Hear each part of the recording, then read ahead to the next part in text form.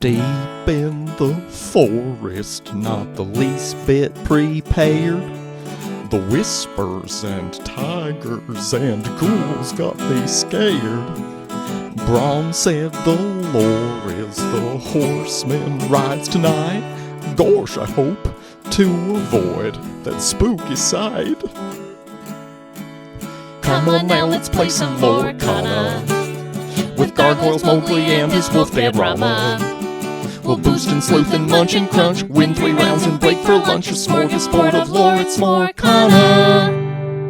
Ah, another beautiful day in the forest of Lorcana. The birds are chirping, the bunnies are thumping, The mice are skittering. and getting eaten by ferrets, ? Oh, probably. That's what happens in the book of Bambi. Ooh. It's a Bambi-themed episode today. So excited. We have some special things planned. My name is Bambi. My name is also Bambi. And you're listening to Smorcana. Oh, yeah, right. No, I'm Katie. I'm Brett. And you're listening to Smorcana. We're going to talk about snacks. We're going to talk about Disney. We're going to talk about Lorcana cards. Specifically, though, as mentioned, we're talking about a classic Disney film today. And we've got a special guest. Can't wait for that. Yes. Now, Brett, this last week was exciting because it was a week, but also it was your birthday. It was my birthday, and I had a cool Lorcana-y birthday. Yes, it was not like as Lorcana-y as last year. Last year, your birthday was literally on release day, and that was sick. Yep, Azurite-C release day last year, and I got an enchanted in the first pack I opened of Azurite-C. Yeah. That was a birthday gift from Lil Tony. Yeah, little tones. So how was your birthday this year? It was really fun. I got some cool Lorcana-y gifts from you. Oh. I got a playmat sanctuary Yes. that Daniel and Lily were promoting. They had a promo code, so you availed yourself of that and got me a playmat sanctuary. So we have a cool display for our playmats. This is not a sponsored podcast, by the way, but hey, we're just giving you the honest review here. It's a really cool way to display your playmats and make them accessible. We're open to sponsorship. Yeah, we'll post a picture of that on our Instagram later. It's really cool. You also got me a display case for Enchanteds. Yeah. So it's this kind of frame that houses like plastic magnetized cases for single cards. You can display 8 cards in this frame. And I've got my 8 favorite Enchanteds. Yep. Nice wall art for the office. Yeah. I've got the 2 Donald Duck Enchanteds naturally. Match. I've got the Daisy Duck Enchanted from Azurite-C, the Chip and Dale Enchanted from Azurite-C. Yep. And then I've got on the bottom row of 4, I've got my 4 Mirabelle Enchanteds. I've got the Set Champ promo. I've got the Fantastical and Magical. I've got Mirabelle, the Musically Talented Enchanted, which looks amazing. And then look at this family. So I've got the suite of Mirabelles and then the Ducks and Chip and Dale, all my favorites, all in one case. I'm really excited about it. I have it hanging in the office. Yeah, it's going to look awesome. Once we have time in our home where we're not being really quiet because we're terrified of waking up our baby, we'll hammer it into the wall. I also was gifted a box of whispers. Yes. From some of the pals, from Rob and Laura and the soccer moms. It was really, really, really sweet of them. They banded together and got me a box, and it was fire. It was so good. Yeah. Such a good box. What was in that box, Brett? 4 legendaries, a foil legendary, 2 epics, and Enchanted, Malicious, Mean, and Scary. What a box. Such a good box. And the legendaries were really good, too. It was 2 Demonas, a Goliath, a Webby, and a Rapunzel. So the legendaries were good, too. Yeah, and one of those Demonas was foil. Yep. Just an awesome box. So that made up for a lot of the duds that we had. Yeah, thank goodness. And we were able to complete a lot of play sets with the box. Like we got a couple of Mowglis in there. We got a couple of Cheshire Cats in there. Just like really good playable cards all the way through. So that was really exciting and really fun. Yeah, I was very thankful that it was a good box. I was standing there with bated breath. You'd opened some birthday packs already, and they weren't that good, and I was very nervous, but it was great. Katie, we've been able to play a bunch, and everybody's talking about tier lists right now. What are the tiers? Where are the decks? Where are the colors? What's good? What's not good? What's S tier? Yeah. What's D tier? I'll tell you where the tiers are. The tiers are in my eyes because there's no fun Ruby Amber at the top of the meta. Oh. And there never is. That doesn't mean it's not worth exploring. That's true. But everybody pretty much has Amethyst Steel up on top, either in a class of its own or alongside Emerald Sapphire and maybe Sapphire Steel, maybe Chroma Dogs. There's a lot of fun decks at the top. I would say normally I would think of everything the same way that I think of Amethyst Steel, and that it's boring and everybody's playing it and I don't want to do it. But for sure, the Emerald Sapphire, Sapphire Steel, Chroma Dogs we've been playing with are all really fun decks. I could see myself playing one of those actual meta decks and having a really good time. I think that normally I get salty from people playing the same deck. I'm certainly salty towards Amethyst Steel. Like I was salty towards Diablo back in the day. Like I've been salty towards, Amber Steel back in the day, right? All these things that I've certainly held grudges against because it feels like everybody's playing them or they're the hot thing to play. I've been having a lot of fun playing Chroma Dogs. Yeah, it's a really technical deck for a deck that can be really fast. There are so many important decisions that you have to make. Chroma Dogs is super fun. Yeah, we saw there was some outlet called Chroma Dogs an aggro deck, and it's not really an aggro deck. I mean, there's a lot of complicated decisions that you have to make and a lot of combos and different ways the game could go. I mean, I think you have a better chance into a lot of matchups than a classic aggro deck would have. Yeah, it's not really too much of a glass cannon. You have some refill. You have the ability to maybe come from behind with an Under the Sea using that 7-cost tramp. So yeah, there's some really technical decisions you can make, and it's capable of pressuring the board for sure. Like you can get your lore total super high really quickly, especially against a Sapphire deck, but it also has a more game as the game develops in a traditional aggro deck. Yeah, but it feels like, Amethyst is the top of the walk. Everything Amethyst, anything Amethyst touches is gold. Yeah, if there's anything quote unquote boring about the meta, it's probably that you can just put Amethyst with anything and it's okay. Like Emerald Amethyst is good. Ruby Amethyst is underrated. It's pretty darn good. I think we're going to see some strong results from it coming up this weekend. Blurple is still really good. If you pair any color with Amethyst, it's at least decent. Like Amber Amethyst is maybe not that great, but still good because you have so much draw. Yeah. Do you remember the days of Amethyst being a bounce deck? Sure. I miss that. You can still bounce. You can play the Elephant, which is a really solid card. You can play that new Olaf, bounce some cards back to hand. It's just a little bit more difficult. Remember the Fox? Yeah. You miss the Fox now? I do. Weren't you just complaining about everybody playing the same cards and getting sick of them? Yeah. But now you miss the Fox? I miss him. He was so cute. Yeah, she was cute. Oh, yeah, right. It's Madam Mim Fox. Yeah. Oh, my gosh. Everything I know is a lie. You forgot already. Yeah. It's been so long since the Fox was played. It's been so long. What else is going on in the world of Lorcana, Katie? There's some hot tea being served in the world of Lorcana. Okay. And this tea is flavored like maybe cheating. What does cheating taste like? It's like a chai-ting? Chai-ting. Tea? I like that. Okay. There's some hot tea with Reclame going on. Brett, shed some light on this. So TSI, which is a competitive French Lorcana team, they invited Reclame onto their team and made an announcement about it recently.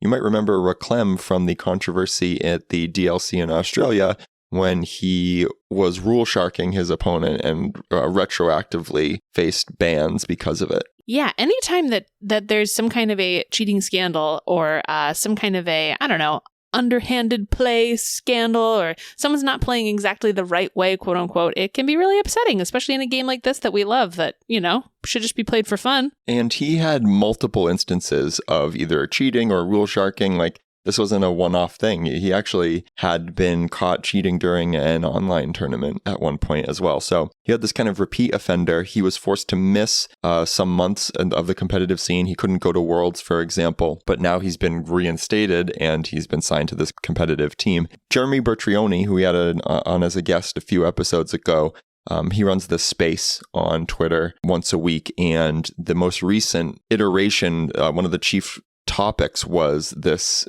competitive signing, and it was really interesting to hear some different perspectives. On one hand, you had folks saying, why does somebody who's been caught skirting the rules multiple times still get this opportunity? Why does he still have a place in the competitive scene? But on the other hand, he faced the penalty that was imposed on him, and shouldn't he have a second chance, I guess? And it was really compelling to hear both sides of that argument. from some influential members of the Lorcana community. I'm not exactly sure where I even fall on this. I think on one hand, I like to see that it's being taken seriously when somebody cheats like that, or, rule sharks and kind of takes advantage of people in that way. On the other hand, I believe in redemption arcs. So time will tell, I think. Yeah, I'm not sure how I feel about that either. I don't think anyone needs a lifetime ban from Lorcana, but at the same time, I'd be worried to play against that person. I know that maybe you'd think that person will never cheat again because they did, but I think that if the world has taught me anything, or if even, being a teacher with kids has taught me anything, nothing's a given. You're not sure that person's not going to cheat again, and you got to hopefully keep a really close eye on those games. Yeah, I think we could get into a really long discussion about like recidivism and how to prevent it. Yeah. And I'm by no means an expert. I can see both sides of the argument for sure. I just hope that there is a clear messaging on it. I think that's really what I hope for, is that Hoffensbach makes their decisions known, that there's kind of a code that, maybe you get 2 strikes or whatever, and then you're out forever or something like that. Like, I want to see that kind of set down in stone. I want to know what the expectations are, but we'll see how that develops. I'm rooting for him, as long as he's here, I'm going to root for him to turn it around. Well, that tea made me pretty hungry. Mm-hmm. Shall we head into the cafe? We must.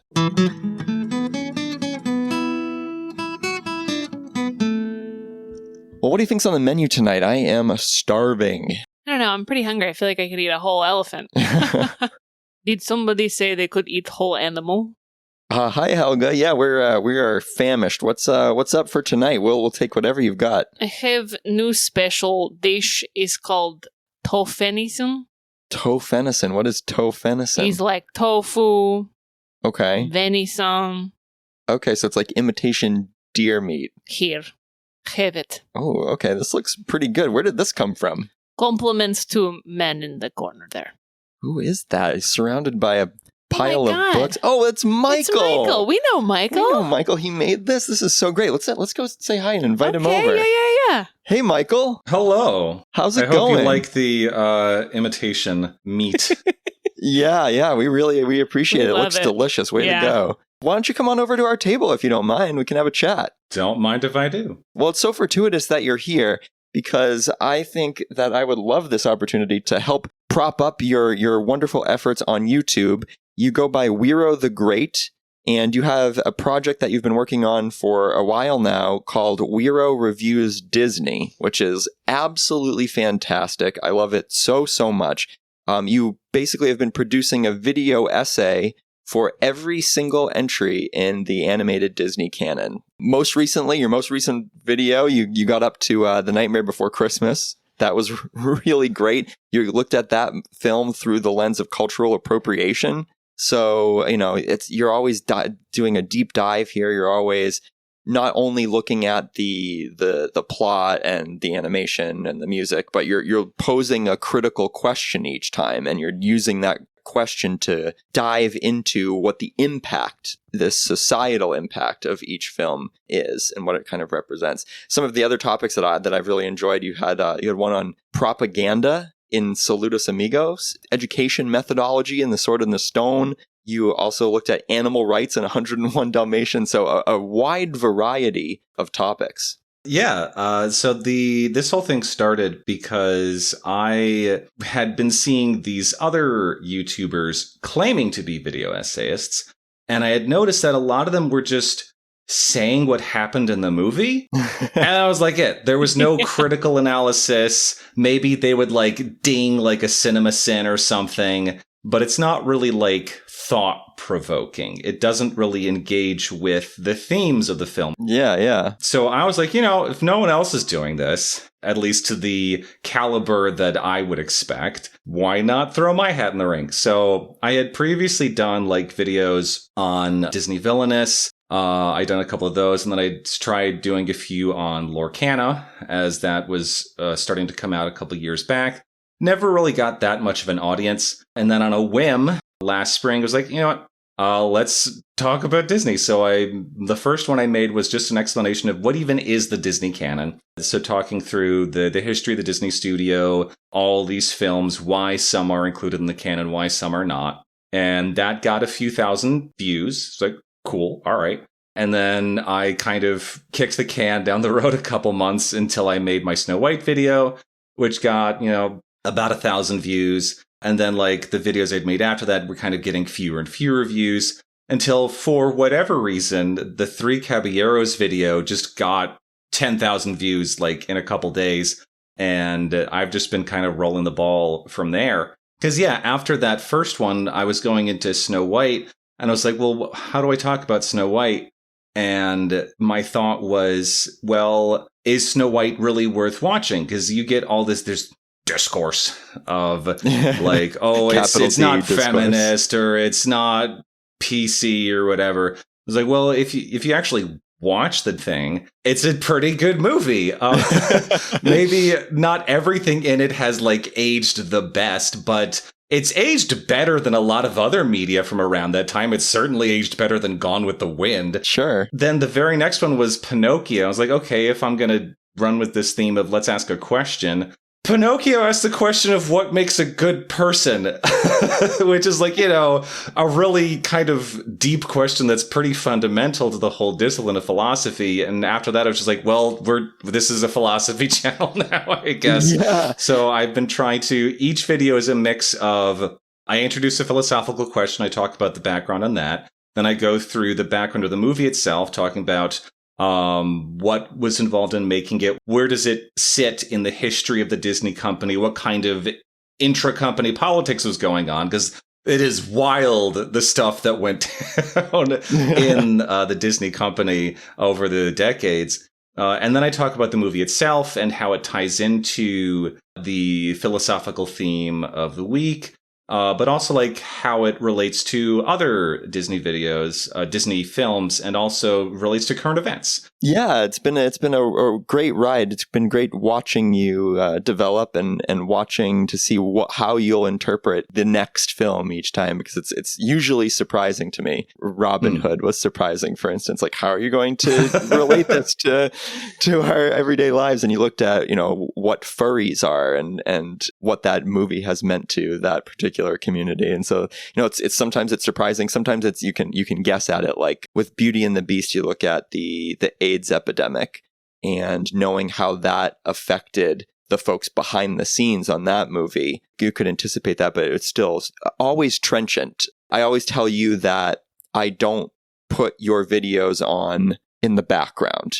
Sometimes with YouTube, it's the kind of thing where you can like click a video on, it becomes this kind of ambient whatever. These are like appointment viewing. When you're watching one of your videos, you need to sit and engage with it, and you get so much out of it in that way. Well, Beauty and the Beast video in particular, it is now very much my most viewed video. It's well on its way to 100,000 views.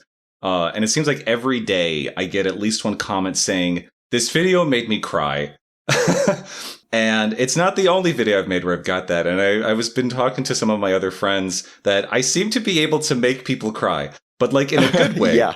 Because it's cathartic. And like, to be honest, I was crying while narrating the script, which a lot of people commented saying that they found that refreshing, that someone actually allowed their emotions to come out, rather than just being like sterile and stoic and reading it off like it's off of a teleprompter. Like I was actually showing that I was passionate about this topic, and a lot of people appreciated that. Not everyone. I'll get comments like, you crybaby, why are you crying so much? Like, 'cause this is important to me. Yeah, right. You don't have to watch if you don't want to watch. It's like it really, they all do feel engaging. It feels like a TED Talk almost, right? And that like I would sit in an audience to watch you talk about these movies and these opinions on them. I mean, speaking of hiding emotions too, I mean, I think you hit that straight on with Bambi. How do we talk about death? It's an uncomfortable thing to talk about, and that's all that people who haven't seen Bambi since they were 5, when you bring up Bambi, they talk about Bambi's mom dying. So it's I don't know. I think it's one of the most engaging ones that I've seen, certainly because I think death is so taboo.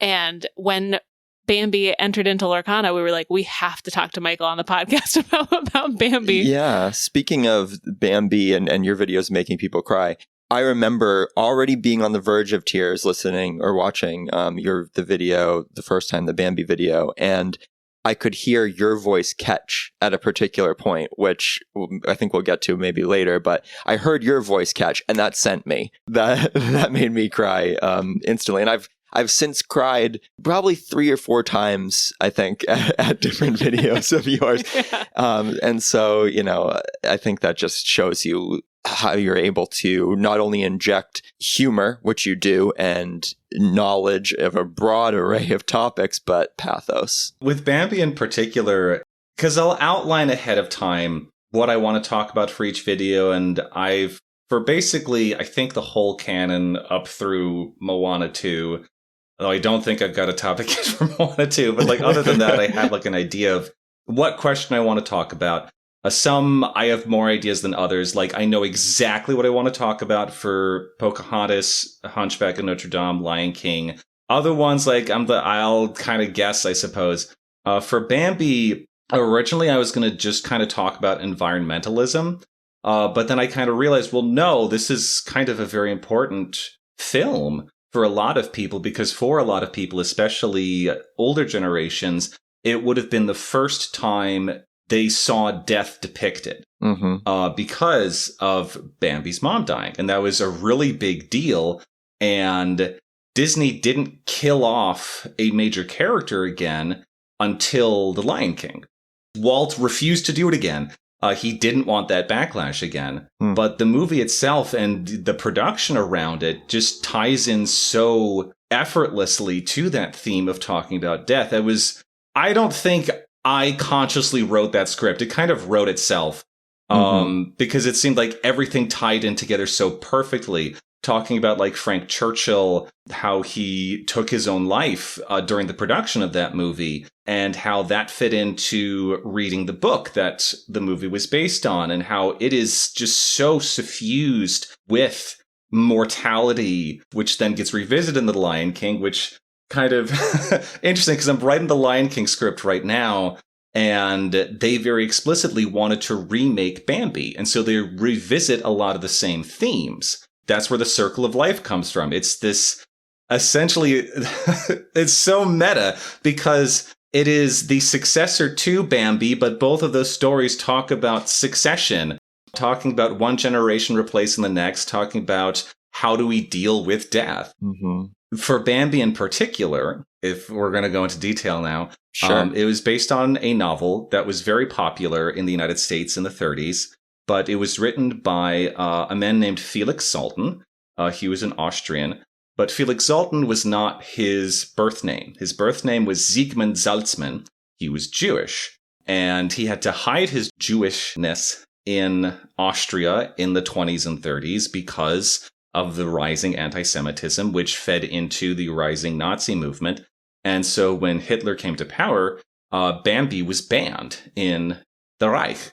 Because if you read the book, it is so clear that it is an allegory for the treatment of Jews in pre-Nazi Europe.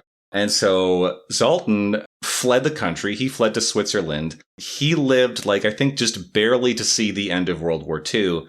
But he managed to get out. And so the Holocaust ties into, again, the theme of how do we deal with death on such a scale. Because the book, it does not pull any punches. Characters die all the time.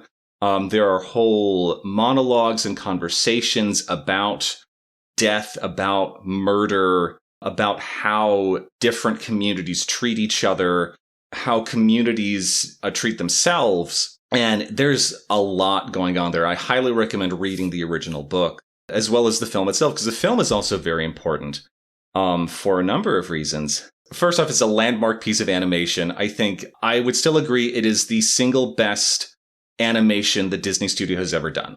I think it's so interesting because, I think that it kind of gets labeled as, that Wimpy deer movie. If we're quoting The Sandlot here, it's it's the cute bunnies and the skunks, but its legacy and its actual impact. And if you look at what it actually is doing, not only within the Disney canon, but socially, I think, it is profound. Yeah. So Paul McCartney, there's an interview he did where he was asked why he got so into environmentalism. And he said it was Bambi. Yeah, right. He said Bambi inspired him to become an environmentalist. And you look at, so Smokey the Bear was created as a mascot because originally the US government used Bambi as the anti-forest fire mascot, but Disney was like leasing the character to them for a couple of years, and then, okay, we have to make our own mascot. And so Bambi, it's the end of what we call the golden age because it looks amazing because a lot of money was spent on it right after and sort of during the famous strike that happened. Mostly that gets talked about in terms of Dumbo, because you look at Dumbo and you see how the animation just suffered because of the strike that was going on. And then you see Bambi and it just looks worlds better. But there was manpower put into it, money put into it. And then because this was happening, it was at the height of World War II, there was just no European market because Europe was fully at war. There wasn't an Asian market because Asia was at war. So the only people watching movies was the United States. And that wasn't enough to make back their budget. And so right after Bambi, Disney started making the package films, which started off as propaganda for the US government. So Saludos Amigos, The Three Caballeros, those were propaganda films. They also produced shorts like De Fuhrer's Face, where Donald has a nightmare he's a Nazi, which is a wild premise for a cartoon. Absolutely insane. Those happened because Disney needed to make their money back because Bambi didn't succeed at the box office. But then later, after World War II, after the restoration of the 50s, you get Cinderella, Alice in Wonderland, you start getting re-releases. And so they start re-releasing Bambi in theaters, and it re-enters the public consciousness, and people are like, oh, I remember seeing this movie. I remember being traumatized by the mom dying. And it starts becoming like a tradition. It starts influencing other media. Yeah, I mean, to bring up that moment that caught me towards the end of your Bambi video, speaking of the lasting impact, you brought up the fact that the German version of the Oscars, basically, they give out these statues that are called Bambis.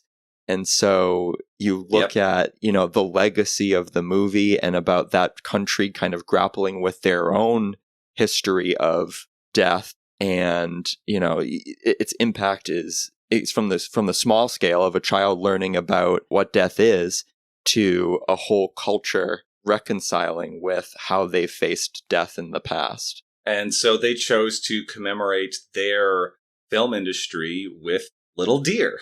Not some guy, not whatever else, a symbol that is often viewed as something pacifist or even like submissive. Even though if you look at actual deer, like deer will eat bones. Like they will eat human remains because they need the calcium for their antlers. Deer are frightening. But like the public image of deer is this idea of like this very easily frightened animal. So like you have the idea of like the deer in headlights, and that's what they went with for their award. Yeah. That's beautiful. I have to ask you, I don't know if you've heard this, but there's been talk of a live action Bambi coming down the pipeline. And of course there is. One of the stipulations would be that from the studio, I guess, is that the movie would not include the death or not depict the death of Bambi's mother. And I'm wondering what you might think of that. I would be very surprised if they dropped the death of the mom. That's a very important part of both the book and the movie. And that was the reason why it was in the movie in the first place, is because it was in the book. And so there's this prevailing idea that, Disney changes things. They bowdlerize, they make things softer and more palatable. But you look at the first few movies and they were not doing that. Pinocchio and Bambi are surprisingly faithful adaptations of their original books. Now, yeah, there is a little bit of palatalization. Bambi has a much more loving relationship with his mother in the film. In the original book, she starts to get more distant because she's trying to push him to become independent. So there is like a little bit of that, but not nearly as much as people say there is. And so you read the book, Bambi, and you watch the movie, Bambi, and it's more or less the same thing. And that's kind of the thing, is a lot of people have this idea in their head of what Disney movies are because they buy into the sort of cultural zeitgeist of this is what I think Disney movies are, but they don't actually remember the movies themselves. And that's part of what I've been trying to dispel with this video series when I'm going through these movies from day one and saying, this is not what's happening here. Beauty and the Beast is not about Stockholm Syndrome. Yeah. Cinderella is not waiting for a prince. She's abused. Like, yeah, totally. So trying to no, these are good movies, actually. Yeah, that's been really wonderful. From my perspective, I've so enjoyed going back and watching the movies after I watch your essays and kind of reconnecting with some of these films as an adult. And as you say, kind of dispelling the whole Disney adults are just big kids who don't want to grow up. No, they were brilliant artists who worked on these movies, and artists have something to say. They have a viewpoint. That's what makes it art. And so I think you've done a great job at elucidating, at drawing out some of these values that the films are built around. Yeah, I mean, even today, just in us reflecting on your video made me think I haven't seen Bambi since I was maybe 5. So I really need to go back and watch good old Bambi. One thing that kind of saddens me a little is every so often I'll get comments that are, oh, I can't watch Fox and the Hound. It's going to make me cry. It's like, well, watch the movie. It's okay to cry. Like, you're a human being. It's catharsis. It is allowing your emotions to vent out. You need to be able to face the discomfort. That's part of what growing up is. And I think that people have their zones of comfort and not everyone is able to handle everything. But I think that is kind of the disparaging part of the Disney adult, is that they haven't let go of the comfort zone. And being able to allow yourself to feel this wider range of emotions, which are present in those Disney movies, is important. Absolutely. Well, Michael, I have a question for you, because I think it's abundantly clear, having watched all of these videos, that you're somebody who has a broad knowledge base. You can talk about music competently. You can talk about language. You can talk about historical trends. But your academic background currently is you're a physicist and a nuclear physicist, right? And so I'm wondering how, if at all, has that impacted your making of these videos? So, I mean, having to juggle my time, because I am still actively trying to finish my thesis. I currently have code running in the background doing analysis as we're talking. So that kind of is influencing how often I'm able to get these videos out as well. I need to keep working on my science.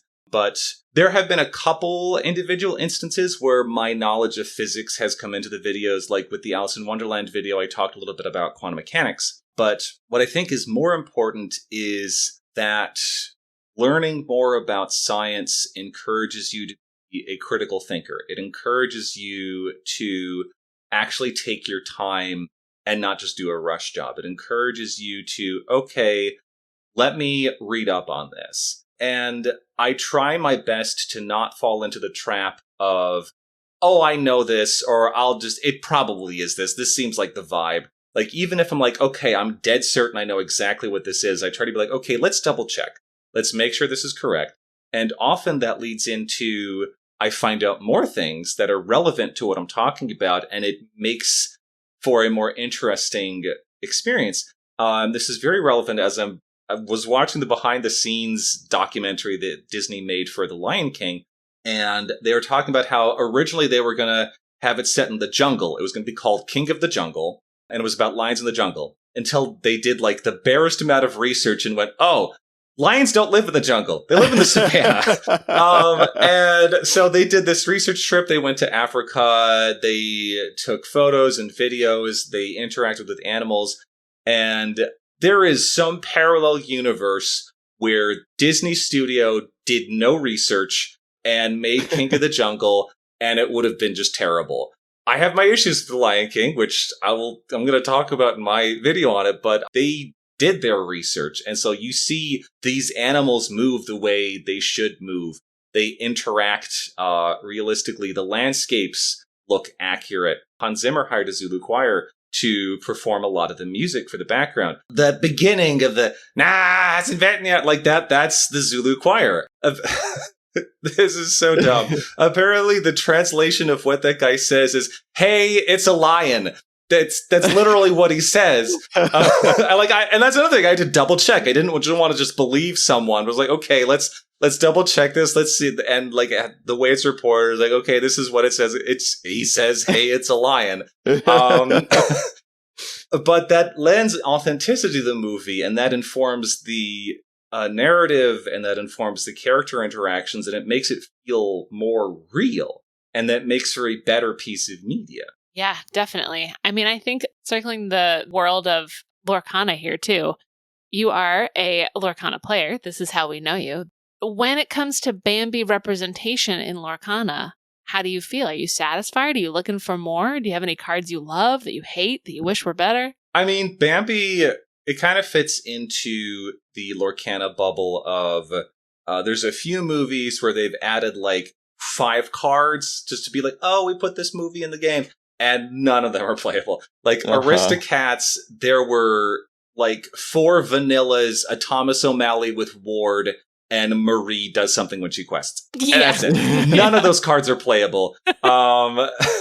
Bambi, like, Feline is sort of playable in the right kind of deck. And now with Whispers in the Well, we just have better evasives at that cost anyway. Mm-hmm. The legendary Bambi that he's skittish, he bounces back to your hand, and he's like, burn. Like, maybe there's a deck you build around that, but Yeah. Yeah, it's tough. Slim pickings. Real tough. Yeah, as opposed to Dumbo, we're like, I don't know what they were thinking with the universe. That is a cracked card. Yep. So we'll see. I'm hoping they slowly revisit these films.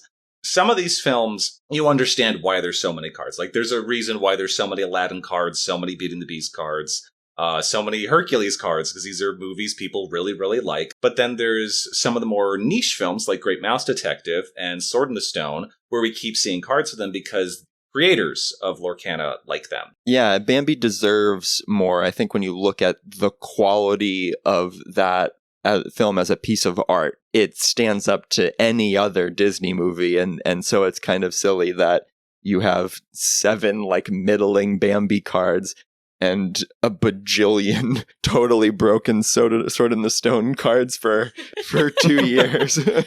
We're just seeing nothing but Madame Mim and Merlin. Hopefully we'll get more. I mean, hopefully the world of Lorcana is big and vast, and we'll see more Bambi. But Absolutely. It'd be cool to see more Bambi. Maybe a song card for Drip Drip Drop Little April Shower. Oh, yes. Love that. Now, we're approaching the end of our time together here. We don't want to keep you too long as the all-important creator of Venison. Indeed. And so we like to play a game with all of our guests called Ink, Play, Banish. Basically, we're going to have a category, and we'll give you 3 options. You're going to assign one to be inked, which is an option that you would like to enjoy some of the time. Play, which is the option that you would always like to enjoy. And then banish, the one that you enjoy the least.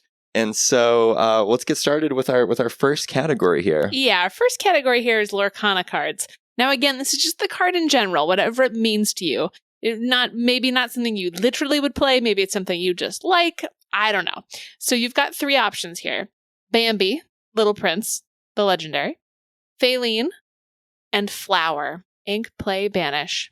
Ooh. I mean, despite 2 of those not being inkable, I think in terms of playability, I would say banish, Flower, ink, Bambi, play, Feline. In terms of, like, characters I like, definitely play Flower, banish, Feline, and ink, Bambi again. Like, I think Flower is so fun as, like, a character from the movie. Definitely. Especially, like, his initial meet cute with Bambi. I will never get over, there is a poster from the original run of Bambi where it's sort of hand-painted Bambi meeting Flower, they're touching noses, and the subtitle is A Great Love Story.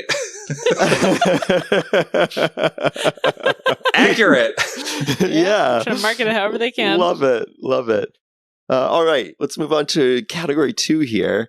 we're going to look at 90s Disney scores. So these are the musical scores for these films, because you always talk so eloquently about the scores for these films. So we have Hunchback of Notre Dame, The Lion King, and Hercules. Ooh, that's a tough one. Definitely play Hunchback. That's the single best Disney score ever. Yes, yes. If I'm having to decide between Lion King and Hercules, so I will acknowledge, while I have issues with The Lion King, the music is not one of the issues. It's very good music. But the Hercules music is also the best part of that movie. So it's coming down to which music do I like better. Let's go controversial. Let's say banish Lion King and ink Hercules. Nice. That's a hard one. Yeah, that is really, really difficult. I appreciate the playing of Hunchback, though. Obviously, Oh yes. my goodness. Can't wait for that to be in Lorcana. Someday. Can you imagine a Hellfire card? Right, exactly. Yeah, we had a dream card for Hellfire like ages and ages ago. It involved you would have to burn your own lore total to banish a character. So, you lose lore but get a benefit. Kind of sell your soul a little bit. All right, our last category here is just these Disney films as films. However you interpret this. Maybe there's something that you appreciate. Maybe you appreciate them as a film. Your options are Beauty and the Beast, Bambi, and Fantasia. Why are you doing this to me? Those are three very good movies. Yes. We've watched your videos. We know what you like. We wanted to make it hard. I think I gotta do it. This is gonna sound weird given what we've just talked about, but I think I have to play Fantasia, ink Beauty and the Beast, and banish Bambi. Holy cow. Wow. What a twist here at the end of the Bambi interview. Yeah, what a twist. I mean, I have so much respect for Fantasia. It is literally the piece of media that got me into classical music. Bambi is the most technically proficient animation the Disney studio has ever done. Fantasia is the most creative. It's the most interesting and evocative animation they have ever done. I am in awe that Fantasia was even made. Bambi is very good. Beauty and the Beast is able to make me cry more easily than Bambi. So, sorry, Bambi. Tough decisions and ink play banish here at the end. Well, Michael, thank you so much for joining us. I want to give you an opportunity here to plug your channel one more time. Where can folks find you? So I'm on YouTube, WeroTheGreat. That's the main place to find me. I'm also on Tumblr. I have stuff going on there. It's mostly reblogs. If for any reason you want to ask me to do something professional, like I am open to doing voice acting, stuff like that, my email is WeroTheGreat@gmail.com. And you have a great Patreon, too. I do, if you want to give me money, because I'm poor. Same username. Great. Well, thank you so much, Michael. I'll let you go. We really appreciate your time.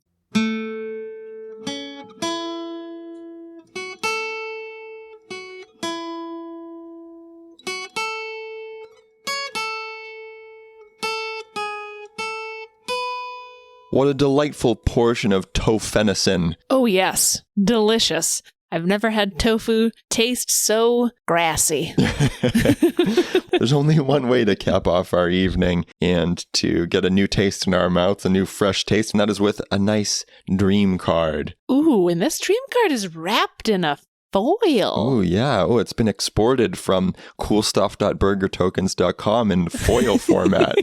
Ooh. What do we have here, Katie? Well, Brett, we are looking at a legendary card this week. This is an amber card called Great Prince of the Forest. This is a 7-cost inkable card with 7 strength, 5 willpower. Storyborn Prince Mentor who quests for 2. This character has bodyguard and the ability Man is in the Forest, which says, when you play this character, name a card, then reveal each opponent's hand and discard all copies of the named card. Gain 1 lore for each card discarded this way. The flavor text is, for of all the deer in the forest, Not one has lived half so long. Very, very cool. I'm excited about this. This was a fun collaboration we had here. Decent stats on the 7-drop body, right? Inkable, great. Yeah, I'd say they're decent. Yeah, a 7/5 that quests for 2 and bodyguard and inkable. And an ability that could potentially discard. I think it's a really cool skill check. It checks your hand reading abilities. Or you can pair him with a card that lets you look at your opponent's hand before you use his ability. A Mowgli mayhaps is in there somewhere. Gives you a little peek into what they have. I love the ability to gain that extra lore, too. Not only do you discard your opponent's cards, which would be great enough, but you also gain a lore for each one that you discard. Like, come on. He's teaching Bambi how to look out for the threats in the forest. He always has his eyes trained on the tall grasses in the meadow there. Exactly. Maybe we'll see some mentor synergy in the game someday. Would love that. There's a lot of sneaky mentors, like Phil and Mulan's dad. And Grandma Tala. Yeah. Sneaky mentors. Mm-hmm. But a fun celebration of an austere character in Bambi. Indeed. Austere. Hey, nice one. Up top.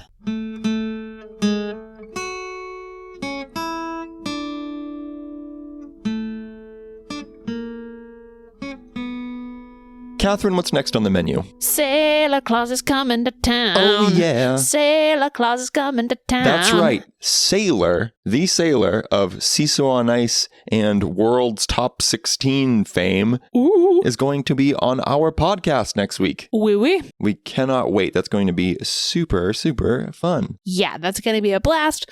We're going to play some Kana in the meantime. We'll be reporting on what we're playing, what we're jamming. We'll be snacking in the meantime. We got Thanksgiving coming up. It's like snacks' biggest holiday. Prime food season. Oh, yeah, it is. Be sure to follow us on all of the social medias, Instagram, Twitter, Facebook. You can email us at smorkana@gmail.com. You can leave us a tip in our tip-top jar at tiptopjar.com/smorkana. We always love hearing from you. Tell us what you're snacking on, folks. And until then, keep on snacking, y'all. Yum, yum, yum.